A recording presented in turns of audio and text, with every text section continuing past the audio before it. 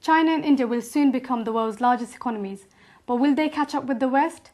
WORLDwrite helped organise the Battle of Ideas Festival Emerging Economies strand, and WORLDbytes reports on the first debate for this programme. Hi, this is Ning Xia reporting for WORLDbyte. I'm here at the Battle of Ideas event at the Royal College of Art. The Battle of Ideas is a weekend of debates, and we have over 60 volunteers taking part. Now, I'm going to speak to some of our volunteers to find out what they have got out of the section for Battle for Prosperity. So I've just been to the session on China and India, are they catching up with the West? And a whole range of speakers, and I was expecting there to be a bit more scepticism actually about sort of the growth of China and India, all the environmental costs and what have you. And though we did hear that, it was quite refreshing to hear also that everyone seems to be quite encouraging about the growth of India and China. We heard that, for example, perhaps China and India as well are going to be the same level of income that we are sort of enjoy today in the West by 2050. I appreciated the celebration of the benefits of growth coming to China and the idea, the potential that it has for Asia possibly outstripping the West, and the benefits for the Asians as well as people in the West that we all can gain from this dynamic process of growth that's happening in Asia. What actually attracts me in this session is actually the discussion, the debate about good growth and bad growth. I think that's quite, Dr. Lu's opinion on that is quite interesting and quite, inspiring, because she actually discussed about the nature and the structure of the growth. She shed light on different perspectives of growth to interpret what kind of growth is healthy for the long-term economy and for the whole world. I thought it was really interesting, actually. It was good that quite a lot of the audience were really pushing for a pro-growth perspective on the emerging economies, which you don't really hear very much, I have to say. Never has the world seen the simultaneous, sustained takeoff of two nations that together account for about a third of the planet's population.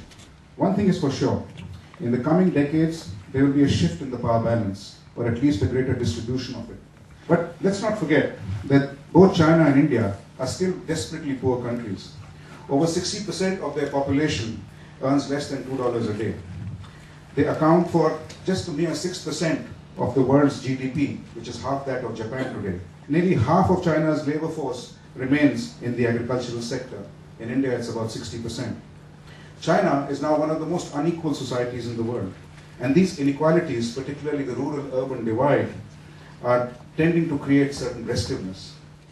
In India too, the pursuit of economic growth has created a gaudy elite and widened already alarming differences between the socioeconomic disparities. Lifting them out of poverty will remain a Herculean task for decades to come. For all the huge advantages they now have, India and China cannot assume that their role as superpowers is assured. They must keep growing rapidly just to provide jobs for tens of millions entering the workforce every year, and to keep many millions more from crashing back into poverty.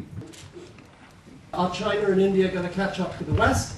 And my answer is yes, they are unquestionably going to catch up.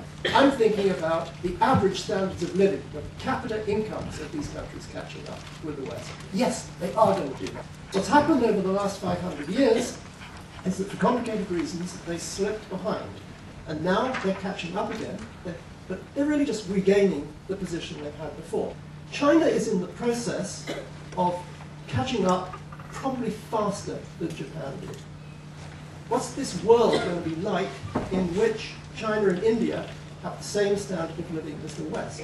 One important thing is that the West, today's rich countries, are going to be richer than they now are, but not by anything like as much as you would imagine by extrapolating their growth rates over the past 30 years. Two things are going to change that. One is a massive rise in the price of natural resources, and the other is the erosion of the technological rents that the rich countries now have.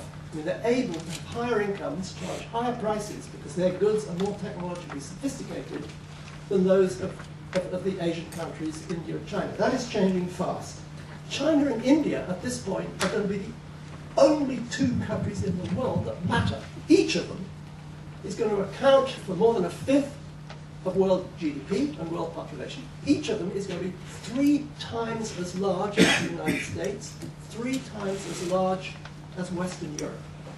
The only geopolitical issue at that point is going to be what is the nature of the relationship between India and China. And what worries me about this scenario most of all is that nobody seems to be thinking about it strategically, or at least nobody is thinking about it and talking about it in public. Thank you. Development and dependence on the world economy go in tandem. That in fact, I would say it is a sign of the stage and the maturity of development, particularly in China, but also to a lesser extent India. It is the very factor that they have been impacted by the storm from the West, which confirms that they are now far along the road of economic development because they are much more integrated into the rest of the world. I mean, if you want to say who is the most, or which is the most dependent country in the world, I would say that's self-evidently the most developed country in the world, namely the United States, and not just in terms of its reliance on capital flows recently. So the most advanced and integrated economy in the world has most interlinking relationships and linkages with the rest of the world. And you can go through to look at India. Those relationships between India and the rest of the world means that when the companies for which India is providing IT services slow down, then that is bound to have an impact within India. And finally on China, an economy whose export dependence is overstated, but the reality is that about 10% of value added in China is based upon exports. Exports have been responsible for 2–2.5% of those 10–12% growth rates over the last few years. So if you have European and American markets drying up and everyone retrenching, then it is bound to have an impact. We can actually see that this global character of the recession, the global character of the financial crisis, to me vindicates the stage of development which those economies have achieved. Far from the global recession sort of exposing the fragility of what's been going on in China and India, it actually shows the opposite. So, to conclude then, the global character of this recession, I think, does not in any way challenge or refute the idea of the rapidity and the substance and the solidity of the developments which have taken place, particularly within China, but through that China as the powerhouse for the East Asian region. But actually, in fact, the character of the global recession does highlight how much the most important thing that's happening, which is this shift of economic strength from one part of the world to the other, which is really the most important question facing us over the next 10–15 years, the shift from west to east. The cause of the problems in the West are homegrown. They're in that banking, emerging, financial crisis within the West. The problems in the emerging economies are entirely spillover problems. They are not intrinsic to those economies. They're not intrinsic to what's going on in the region. There is no banking crisis within Asia. They are the spillover effects because of the integration and the positive sign of that integration of those economies into the world. So I think while we look through what is going to be, I think, a very dislocated, a very disrupted period in the emerging economies, not just the next few weeks, but possibly for the next few months, possibly the next few years, you are going to see big dislocations. China could take a much bigger hit than people are saying at the moment. But underneath that, working away underneath, I think it would be very wrong to conclude that somehow these developments are arresting the shift of economic power from west to east. Much more likely, we're going to see underneath it all, over the next months, and importantly over the next 4 or 5 years, as the world works its way through this, we're going to see an acceleration of those trends, and we're going to see a situation in 3–4 years' time where India and China are even further advanced with respect to their position in the world economy. I hope the observations that I will give will trigger some thoughts or debates later on. The first observation is about growth. I think everybody, many people maybe already know that last week the newest release of the GDP figure by the National Statistics Bureau of China shows that over the past 3 decades, the average annual GDP growth rate is 9.8%, which is much higher than the world average at 3%, which is similar to a little bit higher than those for Japan and Korea during their takeoff period. And normally, for a long time, the drivers of this growth are external demand, exports, foreign direct investment, and public expenditure.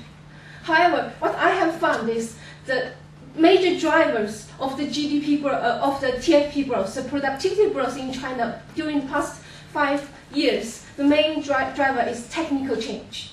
The nature of growth, the quality of growth started to change in China. But instead of impulse-driven, now is technology-driven. This is a change. Of course, still a gap to that of the US and the West. And the second observation is about development aspect. Last year, I went back to China to a remote mountainous area, one of the poorest area in China. I was there 23 years ago when I was an undergraduate student.